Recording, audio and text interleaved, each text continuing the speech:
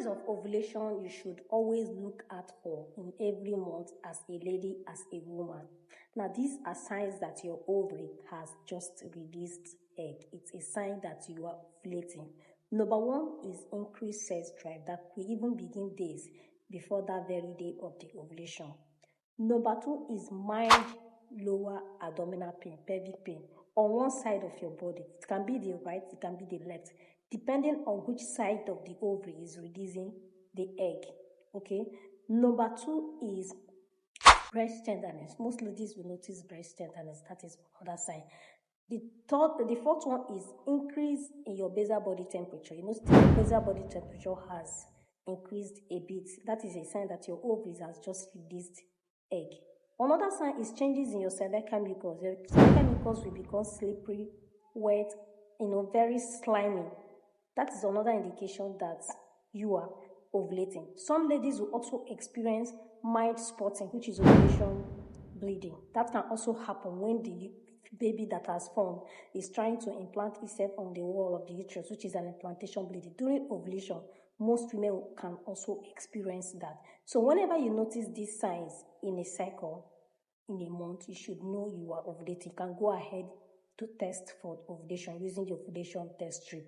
Okay, you can also look at your cycle, calculate it by minusing 14 from your cycle and to know the particular day. So you take notes every month. The moment you begin to notice these signs as a woman who is trying to get pregnant, please, if you have not been meeting your partner, try as much as you can to start meeting your partner, because this is the period you have higher chances of getting pregnant. Okay? Sperm or semen leaking out of your vagina, leaking from your vagina after sex with your partner. It is not a sign that your fallopian tubes are blocked. It is not also something that can prevent you from getting pregnant if you do not have any underlying infertility issues preventing you from getting pregnant. For sperm or semen to come out of your vagina after sex, it is a normal thing. It happens. But the actual thing that is meant to get you pregnant already had traveled. What you're saying that is coming out is just the remnants. Okay? You have tried pregnancy for a period of months, like 12 months for a woman who is below 35 years and 6 months for a woman who is 35 years and above, and there is no success result. Please go and see a gynecologist. Please do not necessarily wait 12 months or 6 months.